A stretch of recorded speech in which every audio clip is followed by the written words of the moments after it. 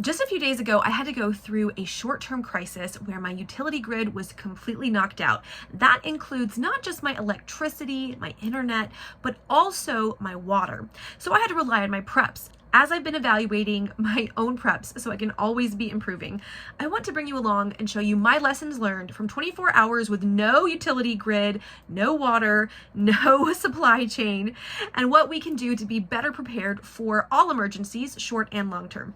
If you're new here, hi, my name is Brecky, and this is Sustainable Prepping, where we teach empowerment through preparedness. Today, I'm going to be showing you some of the lessons that I learned, some of the things that I've gathered to kind of help me illustrate these learned lessons. I've been reviewing my own preparedness plan, and I've realized that there is a disproportionate emphasis on long-term grid down situations. Once we get to 5, 6, 7, 8 days, y'all, I am prepared. I am ready for a serious collapse. I have 90 days of freeze-dried food. I have an additional month of rice and beans. I have an 8-week working pantry plus a full deep freeze. I am ready for so much that life can throw at me. And yet, as I was in this 24-hour period, I was home by myself, my power was knocked out. If you didn't watch it, this is the video I released on Tropical Storm Chantal, which I will link up above for you. But I now have a chance to review how I responded to that, what worked well, but what wasn't quite as good as I'd hoped, things where I have gaps, and basically putting my preps to the test when I was alone, when it was just me. And I have some things I want to share. The first one is that it is important to start with the most likely scenario. This is something I say all the time. You know, when you are on the internet, and if you are someone who's making videos, you are motivated by clicks and likes and views and comments and shares and all the different things. And what can happen in any kind of atmosphere is when we are in an attention economy, you want to pull as much attention to yourself. So you highlight the things that are the most extreme, the most controversial, the thing that's going to get someone talking. This is when I say something is sexy, what I mean is that it's something that's going to get your attention. And so preppers disproportionately talk about things like nuclear war, civilization collapse, major devastation that causes famine, things like that. And those are actually really unlikely scenarios. It doesn't mean that we shouldn't plan for them, but you're way more likely to go 24, 48, 72 hours without the electrical grid because of a major thunderstorm than you are to live through an EMP. That's just reality. You're likely not going to live through a more than a week-long catastrophe. And yet, we as preppers tend to put an emphasis on having a 30-day, 90-day, year-long food supply, alternative energy source, things like that. And so this made me realize that my priority, especially now that I have my 90-day food supply and my 8-week pantry and things like that, should be making sure I have a super solid 72-hour plan. In fact, this has actually made me rethink having a 72-hour kit to begin with. I used to not be a fan of 72-hour kits, and I still am not a super fan because a lot of people stop at 72 hours. But now I'm thinking that having a dedicated 72-hour kit, or your first layer of defense being 72 hours, maybe a box where you have that first go for emergencies. And then if you're finding at the 3-day mark, things aren't improving or they're going to get better, but much slower than anticipated, you can start relying on other preps. That might be useful. I'm still discerning how I'm going to actually put this lesson into practice, but basically it's that as an online prepper person, I have been influenced to think about super long-term preparedness, and I have forgotten that you got to be able to prep for that short-term emergency, because short-term emergencies are way more likely to happen than long-term ones. So take that to heart. Prep for that 24 to 48, even 72-hour emergency before you worry about that grid down, civilization ending emergency, because you're going to have to get through those first 3 days anyway. So have that be your first layer of preparedness for sure. The second lesson I learned is that I need to do a better job of removing my preps from circulation. And what I mean by that, and I'm going to show you a visual, is something like this. I have a gazillion of these little lights. I have bigger ones than this. I have little ones like this. You can see that somebody has been using my little lamp. And the someone who's been using this lamp are my twins. I have twin 5.5-year-old girls. And my prepper stuff, even though I do have a dedicated shelving space for about 80% of our household preparedness items, it's still stuff my girls like to get their hands on, and they love to play camp out in their closet and take mama's prep stuff. The same thing goes for my solar generator and kind of essentially a giant battery pack. One of my sons was wanting to test out something with a computer thing that he built and the solar panel and the pack, and he didn't put everything away where I expected it to be. Now, I didn't go back and follow up because I trusted my son. When I needed it, I couldn't find the big cord to charge the bank. Now, it was already charged. I keep it at 100% all the time, but I couldn't find the charging cord. Thus, if we'd had a blip of power and then it went out again, I wouldn't have been able to charge my battery bank. So really making sure that, okay, my kids want to play camp out, maybe this one, because it's already missing a handle, becomes one of their little camp out lanterns, but the rest go up and away.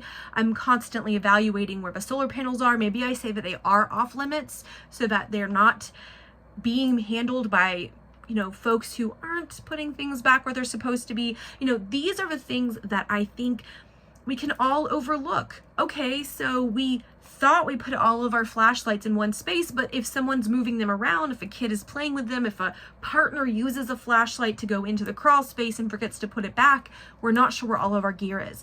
So this has made me really think about how I'm storing my gear, whether or not I need to have sort of like family gear that anybody can kind of grab and use whenever, and then dedicated emergency only gear. I'm trying to discern the best way forward with that, but I definitely am going to keep at least 4 or 5 of these up and away from the kids so that they aren't confused with ones they can use for play. I don't want my preps to be off limits. I don't want people to think that they're not available, but the more people who have hands on your preps, the more likely you are to lose pieces, have things misplaced, or have things damaged.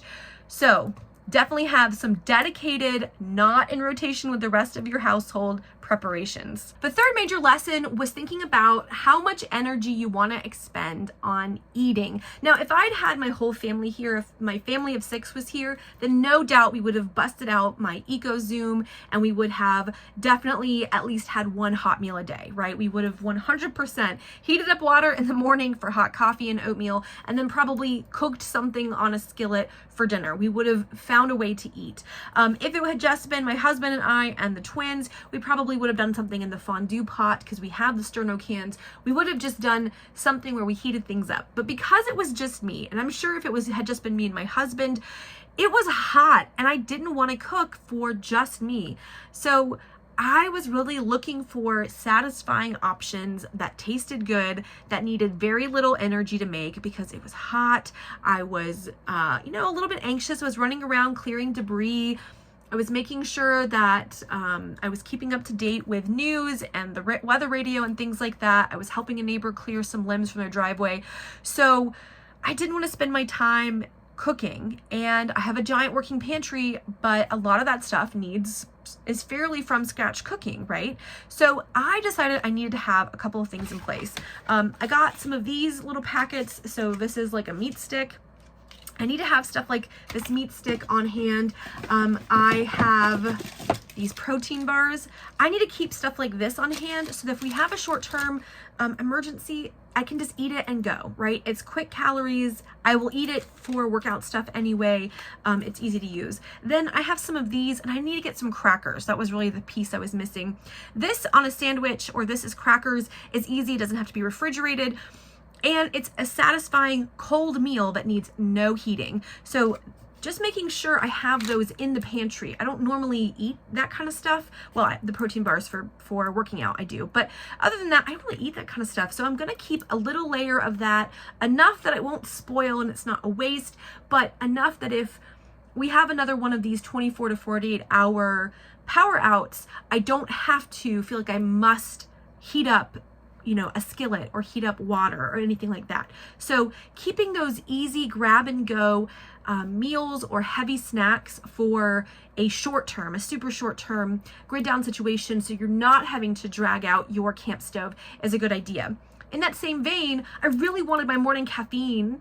I'm an addict. I'm a caffeine addict like most Americans are. I needed my little bit of morning caffeine, but I did not want to heat up a bunch of water to make coffee. Now, I could have done a cold brew. I would have been fine. I have plenty of instant. I keep instant for grid down purposes.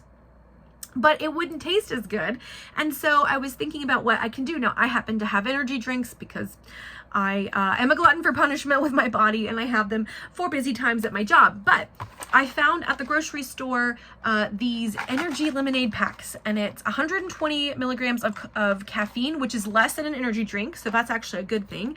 But it's also a lemonade drink mix and has a little bit of rehydration properties in here. This is something I'm going to put in my 72-hour box so that I have a cold rehydration drink, a cold drink, something that will taste good cold or, room temperature, that will give me caffeine. And that way, in a short-term grid down situation, I have an easy and tasty access to the caffeine that I crave without needing to bust out a heating device to make coffee in the morning. So recommend getting something like this. There's tons of different brands. Just getting if you're a caffeine person like me, this is a great option to toss into your 72-hour kit or even your go bags. Great idea to add this in. My fourth lesson, I think we're on number 4, I don't remember, is to test your gear. So years ago, I purchased this RAV Power solar charger. Okay. And the idea was that a little solar charger like this would be used to charge cell phones and possibly rechargeable batteries, and that this would be a secondary layer to the larger solar panel. So actually, before I could afford to get the big solar generator, I got this, with the idea being I'd get the big solar generator that would power the larger utilities like the deep freeze, and then this would be used to recharge cell phones. This did work, but it didn't work nearly as efficiently or nearly as well as I had hoped, and I had never tested it. In part because I bought it, I think right after I had twins. So while the babies were infants, I wasn't doing as good of a job of testing my gear. I certainly was the case with the solar panels and how they charged and the impact of heat and just the heat of the sun and the hot day on charging. So testing my gear, doing a better job of testing my gear, finding a place to write notes about my gear and how it works and how well it works. All of this, which is just a lot of time and a lot of pre-prep work, is something that I've realized I really need to do. I really need to practice with my preps. So testing my gear, practicing with my preps, that is a big lesson I've taken away. My 5th lesson is just to know and love your weather radio. So this is the weather radio that I used. I have 2 additional ones. One of them did not work. So I'm glad I have redundancies. I have 3 weather radios in the house. One of them did not work at all. I don't know if there was a faulty battery situation. I could not get it to work, and I couldn't get the old battery out. Luckily, this was fully charged. It has a really great solar panel that works super well. I just think this is a great investment. I didn't try to use it for the light. I did not try to use it. It has a chanting mechanism on the back. I didn't try to use it for anything but being my weather radio, and it was fantastic. If you watched any of my shorts about the Chantal storm, you can actually hear this in the background. This thing was fantastic, and I think having redundancies with a weather radio, I think just knowing and loving your weather radio, knowing where it is, knowing where your backup one is, knowing how to use it, having it pre-programmed to the station for your area, such an important prep, particularly for this short-term grid down situation. Don't pack this away in a bag or a box. Have this lives on one of my windowsills above my sink because I can see it. I know it's being charged because it's solar, and I know exactly where it is. It's bright yellow. I can go grab it, and I have. And so just reminding myself and others the power and the importance of a weather radio, because I had to listen for how bad the flash flooding was going to be and if there was a tornado, and I was able to keep up to date with all of that because of this. So, whew, man, love me a weather radio. Okay, the last couple are all about sanitation. The first is that I need to make sure I have more hand sanitizer. I used to have a giant thing of hand sanitizer that I think my husband took with him when he went up to visit family. He and the kids are still gone. They come back tomorrow, as of the filming of this video. So more hand sanitizer, backup hand sanitizer. I had a giant thing of it plus 2 smaller, littler versions, and they're all missing. And when you don't have any water to wash your hands, that gets a little bit anxiety ridden. Now, this was in my purse, this more organic kind, and I did use some drinking water and had a hand washing station set up. But having hand sanitizer, having baby wipes, stuff where you can wash your face, get the sweat off your face. It was so hot for us, so I was just sweating like crazy. Having ways to just make sure you're as sanitary as possible is really important, and to have a backup of all of those in the event, of course, that what you're using on a normal basis runs out. The second part of a sanitation lesson was realizing that although I believe in the kitty litter 5-gallon bucket method, that is better for a super long-term situation where water really is of the essence. You need to conserve every drop for drinking, where your sewer lines may have been broken from an earthquake perhaps, or some kind of catastrophic flood that has damaged the sewer lines and it is not safe to put anything into your sewer. Those are the kinds of times when the kitty litter 5-gallon bucket method are useful. But for 24 hours, it's not useful. But I needed to flush the toilet because there's not enough flushes, in the toilet. So I realized that I need to plan ahead once I know there is a disaster. If I know there's a big storm and there's even the possibility of power going out, I need to fill the tubs in my house, and I need to get a couple of empty buckets that just live in the bathrooms, the 2 bathrooms with tubs, so that we can take scoop water from the bathtub and use it to flush into the toilets, because this is a much more efficient and sanitary way of managing waste for a short-term situation. For a 24 to 72-ish hour situation, way more sanitary to do it that way. Once you get into day 3, you're really going to have to evaluate how much water you have and if you need to conserve, because probably by day 3 your bathtubs will be empty.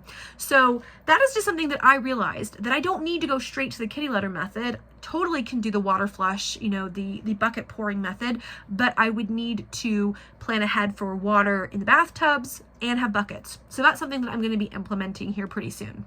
The final big lesson that I learned is that my family doesn't have the best communication plan if the grid goes down. Now, cell data was fine. We were able to communicate through our cell phones through most of the storm. During the height of a storm, we had a little bit of problems, but other than that, it was fine. My husband knew I was safe. My kids knew I was okay.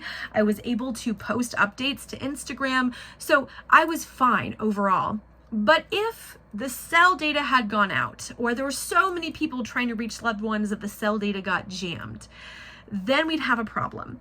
And I've begun to think about what we would do in this sort of a situation. A lot of people use ham radio. The problem is someone has to know that they should be listening out for you, and they also have to be knowledgeable in ham radio. What happens if that's not the case? And a good communication plan is something that we have in place if cell phone data works, who to call and the phone tree plan if cell phone data is still working. But if there is no cell phone data and our family is split up, like we were, me at home, family, husband and kids in a different part of our state, then the question is, how would we communicate? These are the lessons that I have been reflecting on from 24 hours with no utility grid, including no water. And I had plenty of water in the house, except for flushing, right? But I had plenty of drinking water. I had plenty of food. I needed more snacky stuff, but I was fine. I just had everything I needed. I was totally fine except for being hot. But it made me realize that there are gaps still. Even someone who has been tuned into prepping for almost a decade now still has gaps. We still have lessons that we can learn, and that my focus has been on a much longer term situation, on that societal collapse, that economic downturn, that big scary thing in the future, when really 24 to 48 hours of a situation, of a grid down situation, is way more likely. And I say it all the time, and I'd gotten away from that practicality piece myself. And I'm going to go spend the next week working on that 72-hour plan for me and the family. Comment down below and let me know what you would do in a 24-hour power down situation. I want to know how you are thinking about revamping your own preps or reprioritizing your preps for that short-term situation, and whether or not you, like me, got caught up in a little bit of the hype around the big long-term scare. I think it happens to a lot of us because, like I said in the beginning, it is sexy to think about EMPs or nuclear wars or total civilization collapse. That kind of thing is what sells material online, but it's not the most likely scenario. A storm blowing in that was way stronger than expected and knocks out your power for 24 to 48 hours is way more likely. I hope you guys take this to heart and that you are all doing well. Until the next video, y'all, happy prepping.